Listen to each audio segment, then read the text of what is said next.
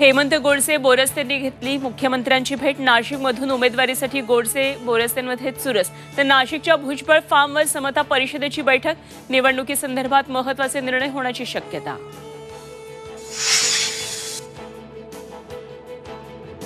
विनोद पाटील संभाजीनगरमधून लढण्यावर ठाम। महायुतीचा उमेदवार बदलण्याची मागणी। उदय सामंतांनी घेतली विनोद पाटलांची भेट। बंड शमणार का याकडे लक्ष।